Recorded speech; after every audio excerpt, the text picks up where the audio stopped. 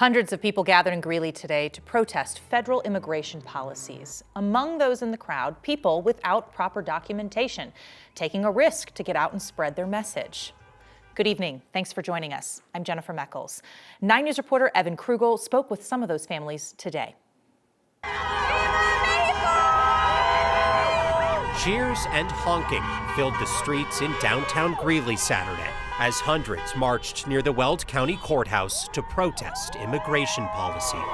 And I mean, without immigrants, there's no America, honestly. So Fernando Chavez was here with his sister Ashley, supporting their mother and sister, who are both in the country without proper authorization. They're both a little scared right now. So are we. We are also scared, and the only thing we can do is just help raise awareness to this, show that we are supportive of everybody. For me, I had a lot of anxiety just because me and my mom are very close, and just the thought of somebody taking her away from me is really horrible. Fears over potential ICE raids have fueled anxiety across Hispanic communities in Colorado. Greeley was home to one of the largest ICE raids in state history when more than 250 workers were arrested at a meatpacking plant in 2006. I think it's just kind of like people are still scared, people are still hiding in the shadows. It's giving a lot of people deja vu almost. Fernando says today's march was about giving a voice to those who couldn't be here. Right now, seeing everybody here supporting each other, it's just showing him like you could throw anything, but you know, we're still here, we're still standing tall, and there's some of us that are not scared, and there's some of us that are here as voices to other people.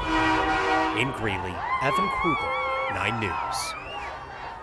That protest followed similar protests in Aurora last week.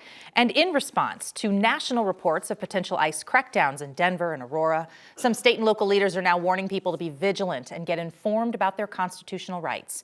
9 News reporter Ria Jha spoke with leaders about the urgency of all of this. Yeah, the local leaders I spoke with said they aren't getting any more information than we are about if or when federal immigration agents are preparing to increase operations here. They said the best they can do right now is spread as much information as they can so people can be prepared for anything.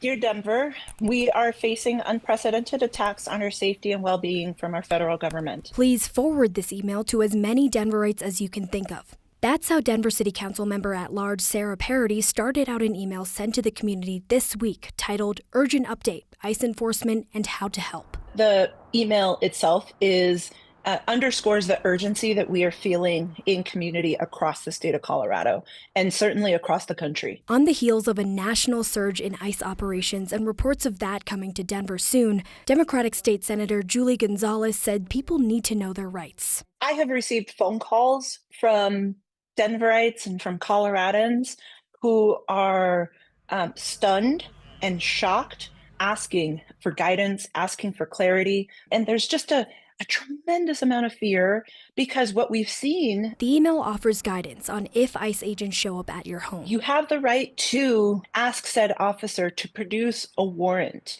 signed by a judge. The letter shows examples of different types of forms ICE agents might present. You have no other constitutional requirement to share other information about you. You have the right to remain silent.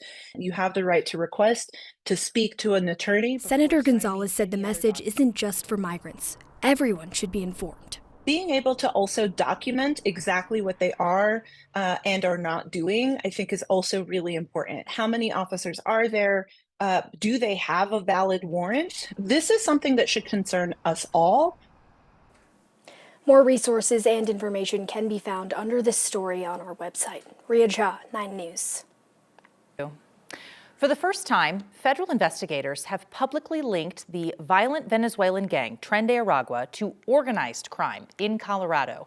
TDA is notorious for extortion, human trafficking, and organized crime. The connection was uncovered during a federal sting operation targeting a suspected drug, gun, and sex trafficking ring operating out of the Ivy Crossing apartments in southeast Denver. Federal investigators were tipped off by the Adams County Sheriff's Office back in October. Months of undercover work led to a dramatic takedown on Wednesday, a staged drug deal involving 10 pounds of meth. 7 armed men were arrested at one of the undercover meetups. One suspect, identified as Jose Manuel Guerrero Caballero, was a member of TDA, as well as at least one other associate. The Ivy Crossing apartment served as a meeting point for these suspects. Undercover agents watched them move weapons in and out and used it to coordinate trafficking operations. Southbound lanes of I-225 and I-70 are back open tonight after a deadly crash this morning. Aurora police believe a Ford sedan crashed into the median, causing that car to flip. The driver died from his injuries. Several lanes from the eastbound I-70 off-ramp to southbound I-225 were closed for hours this morning. Again, they have since reopened. Okay, let's take a break from the headlines and check in on your forecast. Here's a live look outside over Denver today. It was beautiful, so warm on a winter day. Sunshine, near 60-degree temperatures dominating our forecast. And here's the great news, guys. We have more of it on the way. 9 News Weather Impact Team meteorologist Corey Reppenhagen joining us now with some great news. These got to be the fun forecasts to deliver. Yeah, these are pretty good to pass on to everyone. Nobody is going to be hating on the 66-degree temperature, which is on our way for tomorrow. We could be making a run even at 70 degrees by Monday. So a really long stretch of warm temperatures. High country, not too bad here. Look at the Eisenhower Johnson Tunnel at the moment. They got about an inch of snow up there on Loveland Pass today, but the wind gusts have been pretty intense up there, and the wind is going to remain very strong in the mountains and in the foothills tonight. Temperatures right now, it's still 55 degrees right here at the 9 News studios as the temperature just starts to drop into the night. Here's your forecast for tomorrow, making it down to maybe about freezing for the low temperature in the morning, and then look at the temperatures rise. We'll see a bit more sunshine tomorrow than what we saw today, so that's going to really make things feel good, and the temperatures are going to get up there into the middle 60s most likely for us. So that warm weekend, these 60-degree days are going to continue straight on into the week and could last all the way till Friday.